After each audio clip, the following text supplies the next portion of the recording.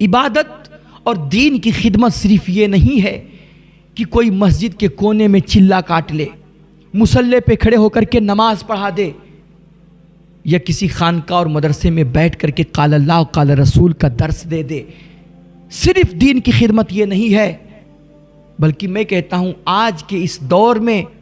سب سے بڑی دین کی خدمت اللہ کے بندوں کی مدد یہ ہے کہ جب آج ہمارے سماج کے سامنے اتنے بڑے بڑے چیلنجز ہیں، اور جب ہماری قوم آج دوسروں کا منہ دیکھ رہی ہے اور غربت اور افلاس کی سطح سے گر کر کے وہ زندگی گزارنے پہ مجبور ہے، ایسے وقت میں سب سے بڑی عبادت اور انسانیت کی سب سے بڑی سیوا یہ ہے کہ نوجوان محنتیں کر کے، خون پسینہ بہا کر کے، جد و جہد کر کے وہ زیادہ سے زیادہ پیسے کمائے، حلال کمائیاں حاصل کرے، اور اپنے بچوں کو بھی وہ حلال کمائی کھلائے، باقی بچے جو پیسے ہیں وہ اللہ کے غریب بندوں پہ خرچ کرے۔ یہ سب سے بڑی عبادت ہے۔ ایک روایت ہے کہ ایک مرتبہ اللہ کے نبی علیہ الصلوۃ والتسلیم کے سامنے سے ایک نوجوان کا گزر ہوا، اور وہ نوجوان، اس کے اندر بڑی انرجی تھی اور بڑی چستی وہ دکھا رہا تھا، اور بڑی محنتیں کر رہا تھا، پسینہ بہا رہا تھا، ادھر ادھر بھاگ دوڑ کر رہا تھا۔ تو صحابہ کرام نے جب اس نوجوان کو دیکھا تو انہوں نے اللہ کے نبی علیہ الصلوۃ والتسلیم کی بارگاہ میں عرض کیا کہ یا رسول اللہ، کتنا اچھا ہوتا کہ اس نوجوان کی یہ جو چستی ہے نا، یہ اللہ کی راہ میں ہوتی، اور یہ جو جد و جہد کر رہا ہے، محنتیں کر رہا ہے، یہ اللہ کی راہ میں محنتیں کرتا۔ تو میرے نبی علیہ الصلوۃ والتسلیم نے فرمایا کہ صحابہ، تم کیا سمجھتے ہو کہ یہ صرف عبادتیں کرنا، مسجد میں جا کر کے اللہ اللہ کرنا،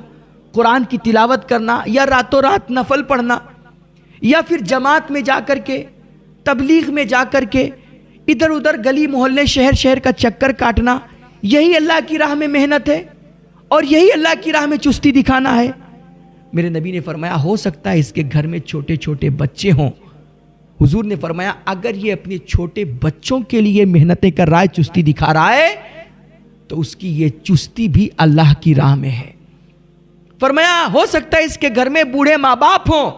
اگر یہ اپنے ماں باپ کی خدمت کرنے کے لیے اور ماں باپ کے دوا علاج پانے کے لیے یہ محنتیں کر رہا ہے، پسینہ بہا رہا ہے،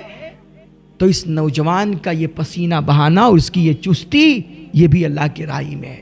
ہاں، اگر وہ فخر کے لیے، گھمنڈ کے لیے اور اپنے خاندان، رشتہ دار، دوسرے لوگوں کو نیچا دکھانے کے لیے اور اپنے آپ کو فرعون ثابت کرنے کے لیے محنتیں کر رہا ہے، تو یقیناً اس کی یہ چستی، اس کی یہ محنتیں دنیا کے لیے، اس کے لیے بربادی ہے۔ لیکن اگر اس کی نیت خالص ہے،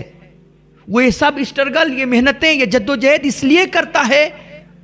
تاکہ حلال روزی حاصل کرے اور جائز پیسے کمائے، اور اس سے اپنے بیوی بچوں کی خدمت کرے، خاندان، رشتہ دار، بھائی بہن، ماں باپ کی خدمت کرے، سیوا کرے، اور باقی جو بچے پیسے ہوں وہ اللہ کے غریب دوسرے بندوں پہ خرچ کرے، تو میرے نبی فرماتے ہیں اس کا ایک ایک قدم اللہ کی راہ میں ہے، اور اس کی یہ چستی، یہ پھرتی اللہ کی بارگاہ میں عبادت لکھی جائے گی۔ دیکھو میرے حضور کے فرمان کا مفہوم ہے نہیں کہ بندہ حلال روزی کما کر کے جب لاتا ہے اپنے بیوی بچوں کو کھلاتا ہے، تو اس کی بیوی بچوں کے منہ میں جتنے لقمے جاتے ہیں، اللہ ایک ایک لقمے پہ اس بندے کے حق میں صدقے کا ثواب لکھتا ہے۔ اور اللہ کے نبی علیہ الصلوۃ والتسلیم فرماتے ہیں الساعی علی الارملۃ والمساکین کالمجاہد فی سبیل اللہ، اور کما قال النبی، فرماتے ہیں کہ جو بندہ کسی یتیم یا بیوہ کے لیے محنتیں کرتا ہے، بھاگ دوڑ کرتا ہے، اور ہمارے امت کے غریب طبقے کے لیے وہ جد و جہد کرتا ہے، پیسہ کما کر کے، ان کا کوئی کام کر کے ان کا سہارا بنتا ہے، فرماتے ہیں ایسا بندہ اللہ کی راہ میں جہاد کرنے والے مجاہد کے درجے میں ہوتا ہے۔ اور حضرت ابو ہریرہ فرماتے ہیں کہ اللہ اس بندے کو اتنا ثواب دیتا ہے، اتنا اجر عطا فرماتا ہے کہ جیسے کوئی بندہ سالوں سال رات رات جاگ کر کے نفل پڑھے، عبادتیں کرے، قرآن کی تلاوت کرے، اور سالوں سال رمضان کے علاوہ باقی 11 مہینے بھی وہ ہمیشہ روزے رکھے،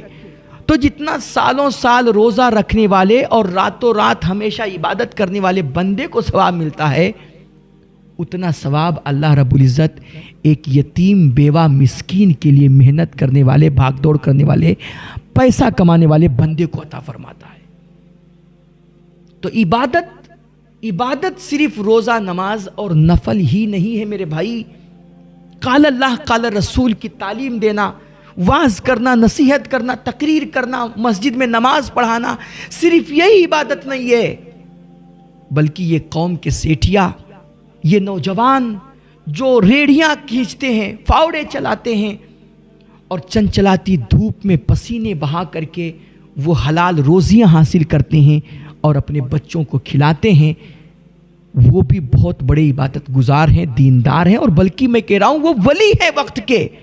اگر وہ جھوٹ بول کر کے دھندا نہیں کرتے ہیں، اگر وہ بے ایمانی کر کے دھندا نہیں کرتے ہیں، اگر وہ کسی کو دھوکہ نہیں دیتے ہیں، ایمانداری کے ساتھ جو پیسے کمانے والے لوگ ہیں، ایک آٹو چلانے والا بندہ بھی اگر وہ جھوٹ نہیں بول رہا ہے، بے ایمانی سے بچ رہا ہے، دھوکہ دڑی سے بچ رہا ہے اور 5 وقتہ نمازوں کی وہ پابندی کرتا ہے، تو وہ اس وقت کا میں سمجھتا ہوں سب سے بڑا ولی ہے۔ جی ہاں، دیکھیں میرے نبی علیہ الصلوۃ والتسلیم نے کتنا بڑا مقام دیا ہے، کتنی بڑی عظمت بیان فرمائی ہے ایسے لوگوں کی۔ میرے حضور فرماتے ہیں کہ جو بندہ جھوٹ سے بچتا ہے اور ایمانداری کے ساتھ بزنس کرتا ہے، کاروبار کرتا ہے، حلال روزیاں جو کمانے والے لوگ ہیں، میرے حضور فرماتے ہیں کہ کل قیامت کے دن اللہ ایسے لوگوں کو نبیوں، صدیقین اور شہداء کے ساتھ جنت میں جگہ عطا فرمائے گا۔ اتنا اونچا مقام، حلال روزی کمائیں تو اللہ نبیوں اور صدیقین کے ساتھ آپ کو جنت میں جگہ عطا فرمائے۔ یہاں ہم دعائیں مصلی پہ بیٹھ کر کے مانگتے مانگتے تھکتے جا رہے ہیں، کیا پتہ ہماری دعائیں قبول ہوں یا نہ ہوں، لیکن اللہ کے نبی گارنٹی دے کر کے فرما رہے ہیں کہ جو ایمانداری کے ساتھ کاروبار کرے گا، پیسہ کمائے گا، حلال روزی کمائے گا، اللہ اس کو میں محمد کہتا ہوں کل قیامت کے دن نبیوں اور صدیقین اور شہداء کے ساتھ جنت میں جگہ عطا فرمائے گا۔ اس لیے اپنے آپ کو کسی سے کمتر مت سمجھیے۔ اور میں سمجھتا ہوں آج جو پوری دنیا میں اسلام کا پرچم لہرا رہا ہے، اس میں بڑا رول اسلام کے ایماندار تاجروں کا ہے، بہت بڑا کردار ہے ان کا۔ یہ ہماری آپ کی تقریروں سے، علماء کی خطابات سے، واعظ و نصیحت سے، درس و تدریس سے یہ دین صرف نہیں پھیلا ہے، ان کی خدمتیں یقیناً ہیں، ان کا اعتراف ہے، لیکن دنیا کے چپے چپے میں جو اسلام پہنچا اس میں بہت بڑا کردار مسلمان ایماندار تاجروں کا ہے۔